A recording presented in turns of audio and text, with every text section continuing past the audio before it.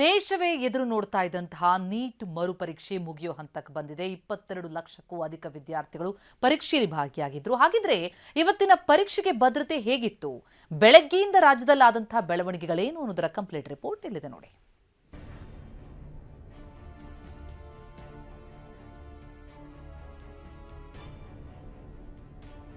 ಇಪ್ಪತ್ತೆರಡು ಲಕ್ಷ ವಿದ್ಯಾರ್ಥಿಗಳು ಭಾಗಿ ರೀ ಎಕ್ಸಾಮ್ಗೆ ಸೇನಾ ಭದ್ರತೆ. ಯುದ್ಧೋಪಾದಿಯಲ್ಲಿ ಸಿದ್ಧತೆ ನಡೆದಿತ್ತು. ಸಮರಕ್ಕೆ ಸಿದ್ಧವಾದಂತೆ ತಯಾರಿಯಾಗಿತ್ತು. ಯಾವುದೇ ಲೋಪದೋಷ ಆಗದಂತೆ ತಡೆಯಲು ಸೇನೆಯನ್ನೇ ಅಖಾಡಕ್ಕಿಳಿಸಲಾಗಿತ್ತು. ವಿಶೇಷ ವಿಮಾನದಲ್ಲಿ ದೇಶದ 18 ಪ್ರಾದೇಶಿಕ ಹಬ್ಗಳಿಗೆ ಪ್ರಶ್ನೆ ಪತ್ರಿಕೆ ರವಾನಿಸಿ MI-17 ಹೆಲಿಕಾಪ್ಟರ್ ಮೂಲಕ ಸ್ಟ್ರಾಂಗ್ ರೂಮ್ಗಳಿಗೆ ನಿನ್ನೆಯೇ ಪ್ರಶ್ನೆ ಪತ್ರಿಕೆ ತಲುಪಿಸಲಾಗಿತ್ತು.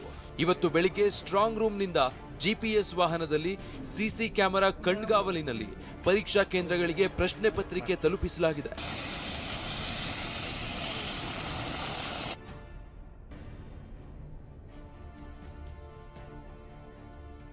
ಈ ಬಾರಿ 15 ನಿಮಿಷ ಹೆಚ್ಚುವರಿಯಾಗಿ ಸಮಯ ನೀಡಲಾಗಿದೆ. ವಿಕಲಚೇತನ ವಿದ್ಯಾರ್ಥಿಗಳಿಗೆ ಸಂಜೆ 6:20ರವರೆಗೆ ಹೆಚ್ಚುವರಿ ಸಮಯ ನೀಡಲಾಗಿದೆ. ಬೆಳಗ್ಗೆ 11 ಗಂಟೆಯಿಂದ 1:30ರ ಒಳಗೆ ಆಗಮಿಸಿ ವಿದ್ಯಾರ್ಥಿಗಳನ್ನ ಬಯೋಮೆಟ್ರಿಕ್ ಮೂಲಕ ಪರಿಶೀಲನೆ ನಡೆಸಿ ಒಳಗೆ ಬಿಡಲಾಯಿತು. ಹೀಗೆ ದೇಶದ 551 ನಗರ, ರಾಜ್ಯದ 200ಕ್ಕೂ ಹೆಚ್ಚು ಪರೀಕ್ಷಾ ಕೇಂದ್ರ, ಬೆಂಗಳೂರಲ್ಲೇ 68 ಸೆಂಟರ್ಗಳಲ್ಲಿ CC ಕ್ಯಾಮೆರಾ ಕಣ್ಗಾವಲಿನಲ್ಲಿ ಪರೀಕ್ಷೆ ನಡೀತಾ ಇದೆ. ಪರೀಕ್ಷಾರ್ಥಿಗಳಿಗೆ ವಸ್ತ್ರ ಸಂಹಿತೆ ಕಡ್ಡಾಯ ಪಾಲನೆ. ಪರೀಕ್ಷಾರ್ಥಿಗಳು ಕೈ ಗಡಿಯಾರವನ್ನು ಧರಿಸುವಂತಿರಲಿಲ್ಲ.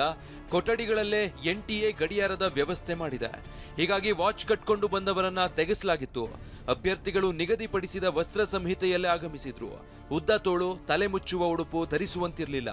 ಬೆಲ್ಟ್, ಟೋಪಿ, ಮಂಗಳಸೂತ್ರ ಹೊರತುಪಡಿಸಿ ಇತರೆ ಆಭರಣ ಧರಿಸೋದನ್ನ ನಿಷೇಧಿಸಲಾಗಿತ್ತು.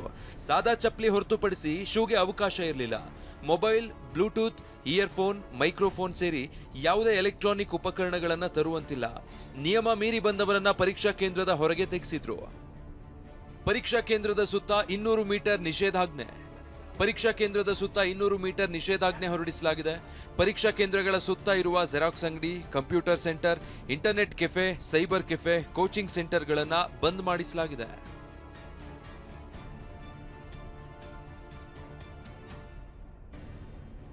ಕೆಟ್ಟು ನಿಂತ ರೈಲು, 1 ಗಂಟೆ ಪರದಾಡಿದ ವಿದ್ಯಾರ್ಥಿಗಳು. ಹಾಸನದಿಂದ ಕೆಲ ವಿದ್ಯಾರ್ಥಿಗಳು ಬೆಂಗಳೂರಿಗೆ ಪರೀಕ್ಷೆ ಬರೆಯಲು ಬರ್ತಿದ್ರು. ಆದರೆ ನೆಲಮಂಗಲದ ಸೋಲೂರು ಬಳಿ ರೈಲು ಕೆಟ್ಟು ನಿಂತಿತ್ತು. ತಾಂತ್ರಿಕ ಸಮಸ್ಯೆ ಉಂಟಾಗಿ 1 ಗಂಟೆಗಳ ಕಾಲ ವಿದ್ಯಾರ್ಥಿಗಳು ಪರದಾಡಿದ್ರು. ಬಳಿಕ ವಿದ್ಯಾರ್ಥಿಗಳೇ ಬಸ್ ಹಿಡಿದು ಬೆಂಗಳೂರಿಗೆ ಬಂದಿದ್ದಾರೆ. ಅದೇನೇ ಇರಲಿ, ಸದ್ಯಕ್ಕಂತೂ ಯಾವುದೇ ಸಮಸ್ಯೆ ಇಲ್ಲದೆ ಪರೀಕ್ಷೆ ಆರಂಭ ಆಗಿದೆ. ವಿದ್ಯಾರ್ಥಿಗಳು ಪರೀಕ್ಷೆ ಬರೀತಿದ್ದಾರೆ.